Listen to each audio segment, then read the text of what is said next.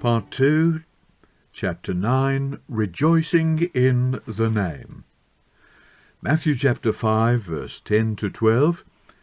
Blessed are they which are persecuted for righteousness' sake, for theirs is the kingdom of heaven.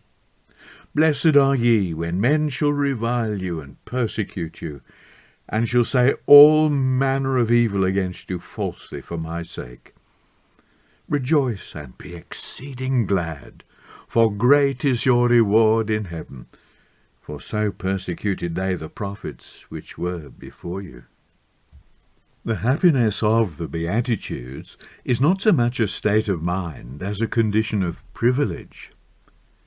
Yet there is one point in the series of sayings at which Jesus calls on those who are destined for the kingdom to know their happiness and rejoice in it. And, by a remarkable paradox, it is at the climax when he calls blessed those who suffer persecution for his sake. The three verses in which he does so, verses 10 to 12, are deeply penetrated by the language of Isaiah.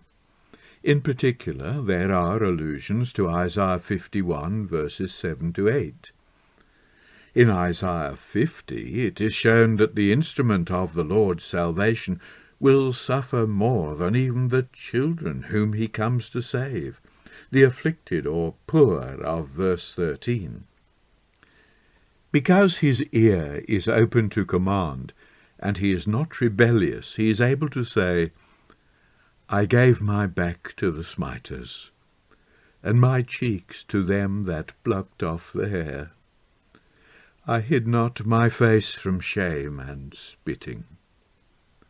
He sets his face like a flint, because it is the Lord eternal who justifies him, while those who condemn him shall wax old as a garment, the moth shall eat them up. And as the servant is not alone in suffering, so his endurance is not only for his own sake. It is an encouragement to the man who fears the Lord and obeys the voice of his servant, to trust in the name of the Lord and to stay upon his God. For if the heavens and the earth are to be shaken, so that the dwellers on the earth vanish with it, the things which are unshakable shall remain for those who receive a kingdom which cannot be moved. My salvation shall be forever, and my righteousness shall not be abolished. And it is in this setting, and in the light of the example of the suffering servant, for his very words about the perishing garment and the corrupting moth are taken up again, that the message comes. Hearken unto me, ye that know righteousness, the people in whose heart is my law. Fear ye not to the reproach of men, neither be ye afraid of their revilings. For the moth shall eat them up like a garment, and the worm shall eat them like wool. But my righteousness shall be for ever, and my salvation from generation to generation. What is startling in Matthew 5, verse 11, is that Jesus equates suffering for righteousness' sake with suffering for my sake. Who is this who identifies righteousness with himself and himself with righteousness? Isaiah provides the answer, for the whole setting of the words alluded to in Matthew is messianic.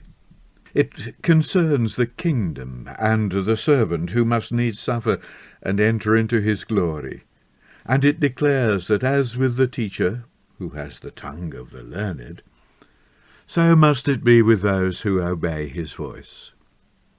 Let it be noted that those who obey the voice of his servant are also those who follow after righteousness. The identification which Jesus takes to need no explaining is already made in Isaiah. But the point can be carried further. For my sake sounds like an echo of Isaiah 66 verse 5, where the Lord himself is the speaker. Hear the word of the Lord, ye that tremble at his word. Your brethren that hated you, that cast you out for my name's sake, said, Let the Lord be glorified. But he shall appear to your joy, and they shall be ashamed. For my name's sake is actually the reading of Matthew 5 verse 11 in the Old Syriac, which P.P. Levitoff says is probably not a variant, but an idiomatic rendering. In any case, the expression is found on the Lord's lips in Matthew 10 verse 22, 19 verse 29, Matthew 13 verse 13, Luke 21 verse 12 and 17. Only one could speak in this way, and that is he who is the salvation of the Lord embodied in flesh, and who bears his name. He himself tells the disciples in the very words of Isaiah, Ye shall be hated of all men for my name's sake.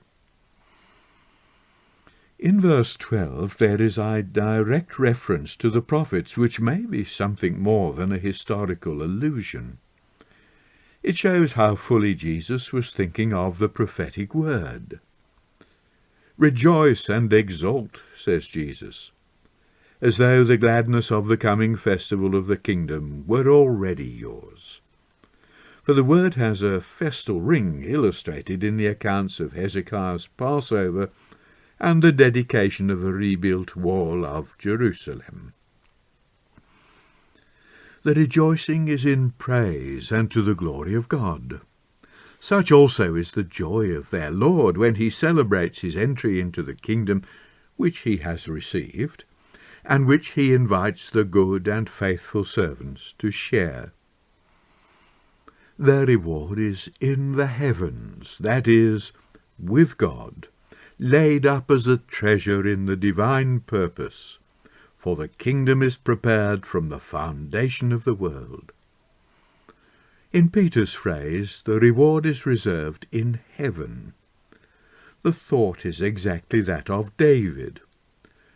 O how great is thy goodness which thou hast laid up for them that fear thee. In the light of Old Testament turns of speech, it is clear that Matthew 6 verses 19 to 20 is an expansion of the reward in heaven of chapter 5 verse 12. In a similar way, Jesus can use another familiar Old Testament figure, the book of God in which are written the names of those who live unto him.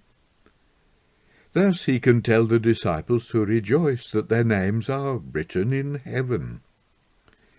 Like so many of the vital images of the Old Testament, this goes back to Moses, who prays to God, rather than that Israel should be unforgiven, Blot me, I pray thee, out of thy book which thou hast written.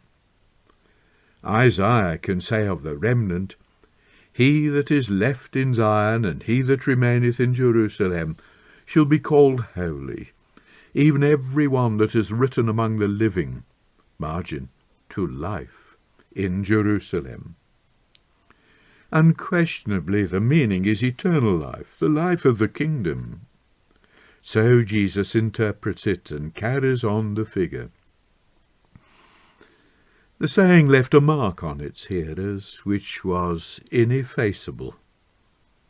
When they were discharged by the Sanhedrin, the apostles departed from the presence of the council, rejoicing that they were counted worthy to suffer for the name. Peter says, If you suffer for righteousness' sake, happy, blessed are ye. And inasmuch as ye are partakers of Christ's sufferings, rejoice, that when his glory is revealed, ye may be glad also with exceeding joy. Again in the next verse, if ye be reproached for the name of Christ, happy, blessed are ye. Was James, the Lord's brother, also among the hearers? Nowhere are there more allusions to the sermon than in his letter. Take, my brethren, the prophets who have spoken in the name of the Lord, for an example of suffering, affliction, and of patience. Behold, we count them happy, blessed, which endure. Count it all joy when you fall into manifold trials.